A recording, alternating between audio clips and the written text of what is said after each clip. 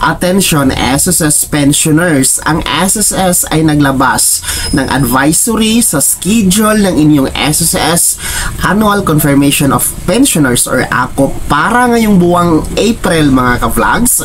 Sino-sino nga ba ang kasali dito at bakit kailangan yung magpa-ACOP ngayong April 2024? Lahat ng yan ating aalamin dito lamang sa video na ito. Hold up.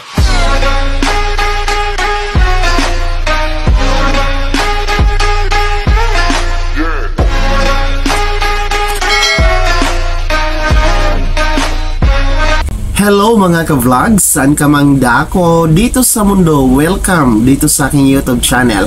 Kung bago ka pa lang dito at nais mo mga informative content na narito sa aking channel, ay maaari nyo pong i-click ang ating subscribe button pagkatapos mong panoorin ang video na to, and maaari ka maging miyembro dito sa aking YouTube channel sa pamamagitan ng pag-click ng join button. Mamili ka ng mga gusto mong perks mga ka-vlogs.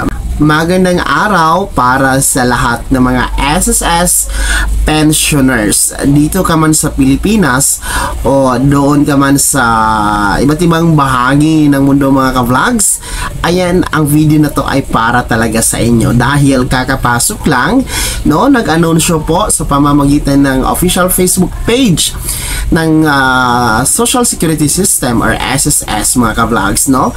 Inanunsyo po nila at naglabas ng advisory hinggil nga po dito sa schedule ng Annual Confirmation of Pensioners or ACOP para ngayong buwan ng April 2024 mga ka-vlogs. So kinakailangan talaga na mag-comply tayo ng ACOP, no, para hindi po talaga maputol ang ating pagtanggap ng buwan ng pensyon kay SSS dahil sa ayaw at sa hindi nyo mga ka-vlogs. Kung hindi po kayo mag-comply ng inyong ACOP, abay baka magulat na lang kayo na hindi na kayo nakakatanggap ng inyong buwan ng pensyon kay SSS. Pero sino-sino nga po ba ang kasali dito sa advisory ni SSS regarding sa ACOP compliance mga ka-vlogs? Sino-sino ang exempted, no? Dahil may exempted naman talaga dito mga ka-vlogs. At ano ang requirements para tayo makapag-ACOP at paano natin ito gagawin, lalong-lalo pa yung mga nasa abroad, no? Paano gagawin ang ACOP na hindi na kailangang umuwi dito sa Pilipinas para mag-comply? Well, anyway, unang-una sa lahat, meron po tayong tinatawag na tatlong klaseng pensioners kay SSS. Una po dyan, ang tinatawag natin na retirement pensioner. Pangalawa po ay may tinatawag tayo na total disability pensioner. Pangatlo po ay ang tinatawag natin na death or survivor pensioner.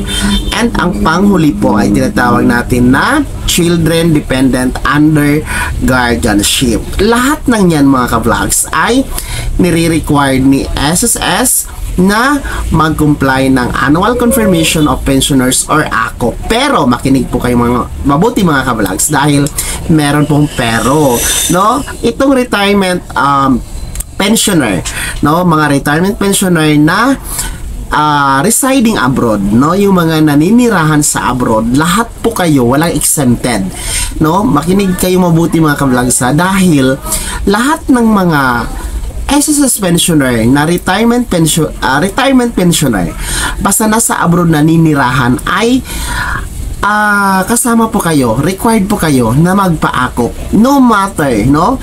No matter kung ano po yung edad ninyo, no? 60 years old pataas, basta retirement pensioner, basta nasa abroad, kasama kayo sa magpapa-ACOP. Pangalawa, itong mga retirement pensioner na andito sa Pilipinas, no?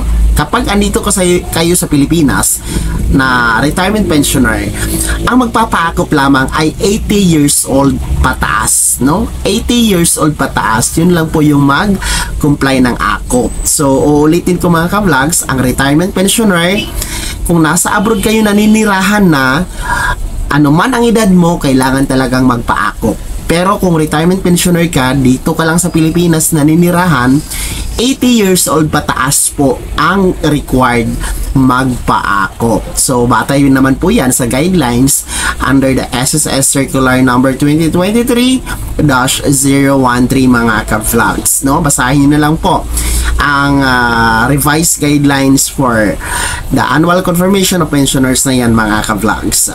Kailan nga ba magpapa-akop? No? Kailan tayo magko-comply ng ating akop? Para po sa ating mga retirement pensioner and total disability pensioner, no, tuwing buwan ng kapanganakan, no, tuwing birth month nyo po, kayo magpapa-akop, no, for a retirement pensioner and the SSS total disability pensioner. Every birth month nyo, kayo magpa-akop mga ka-vlogs, ha? Basta 80 years old pataas, ha, kung dito kayo sa Pilipinas. Sa ibang bansa na ninirahan, ayan, kahit below 80 years old ay required magpa-akop.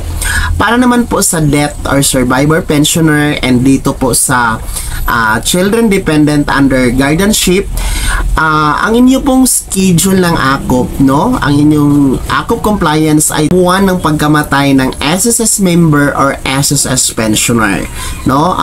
Tandaan nyo po yan sa mga death or survivor pensioner and dependent children under guardianship. Magpapaakop po kayo sa buwan ng pagkamatay ng SSS member or SSS pensioner. Take note mga ka-vlogs, no?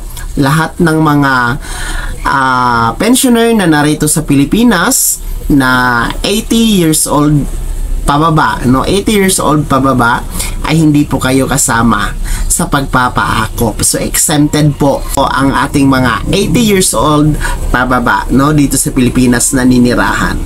And paalala din po, no, para sa mga retirement pensioner na death or survivor pensioner din, no, kasi merong ganito. Halimbawa kasi, no, yung mga retirement pensioner natin, tapos yung asawa nila, yung partner nila ay namatay, sila yung automatic na beneficiary. So death or survivor pensioner na din po sila. So kapag po ganun mga ka-vlogs, pag dalawa po yung pension nyo kay SSS, ay dalawang akop din po yan. So dalawang reporting din po yan ang mangyayari mga ka-vlogs. So sana'y malinaw tayo dyan, ha?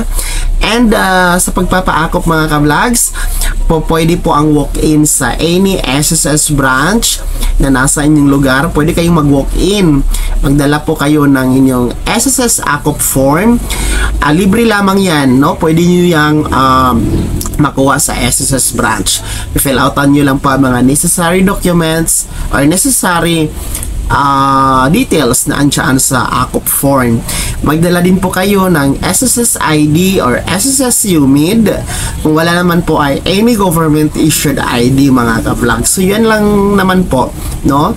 And then sa mga SSS pensioners na kailangan po ng authorized representative, yung mga bedridden natin, hindi na nakakalakad, hindi na nakakapunta sa SSS branch, ayan, pwede po kayong magkaroon ng authorized representative, no? Ang kailangan lamang po ay akop form, yung SSS ID ng SSS pensioner or valid ID niya, and then authorization letter mga ka-vlogs, and then the valid ID ng yung authorized personnel mga ka-vlogs or authorized person. So sa mga ayaw naman talaga pumunta sa walk-in sa SSS branch, pwede kayong mag-schedule ng inyong video conference, no, sa pamamagitan po ng Viber app mga ka-vlogs. So pwede kayong mag-Viber video call mga ka-vlogs. So para po sa mga Viber account, ayan, nasa screen nyo po mga ka-vlogs. Per branch, iba-iba po yung Viber account or Viber number mga ka-vlogs. And then sa mga nasa abroad, ayan, pwede kayo mag video conference, mag online compliance dito sa akop, no? Pwede kayong mag-email ng inyong one valid ID or SSS ID ng akop form. Well, anyway, the akop form, kung online yung pag-comply nyo ng akop, ay pwede nyo yung i-download gamit ang yung cellphone, no? I-download nyo yan sa website ni SSS sa www.sss.gov.ph. And then, huwag nyo kaligtaan na magpa-picture kayo na hawak-hawak ang isang dyaryo, mga ka-vlogs. Bumili kayo ng dyaryo na ang pizza ay tumutugma sa petsa ng inyong pag-comply ng AKOP. At yun po yung inyong i-attach sa email para mag-comply ng SSS AKOP, mga ka-vlog. So mahalaga na mag-comply po tayo ng ating SSS AKOP dahil ayon mismo sa SSS ay maaari pong mahinto ang ating pagtanggap ng buwan ng pensyon kay SSS once na hindi talaga tayo nakapag-comply ng AKOP. So ito po ang schedule ng SSS AKOP ngayong buwan ng April 2024, mga ka-vlog. So mula mismo ito sa post at advisory ni SSS mula sa kanilang SSS Facebook page. Kaya muli po tinatawagan ang lahat ng mga SSS pensioners na ang inyong schedule ng inyong AKOP for this month of April ay pwede nyo na pong simulan any sa mga SSS branches at maging sa online compliance, video conference, pwede kayong mag-comply ng inyong SSS AKOP pa. Sana naging gabay ang video na to at kahit pa paano nabigyan tayo ng bagong idea, bagong kaalaman. Kung hindi ka pa nakasubscribe dito sa aking YouTube channel, ay maaari nyo na i-click ang ating subscribe button na nasa baba. Huwag nyo kaligtaan na i-turn on ang notification bell, ilagay mo sa all para updated ka sa lahat ng mga videos na i-upload ko. Maaari mo ding i-like ang video na to.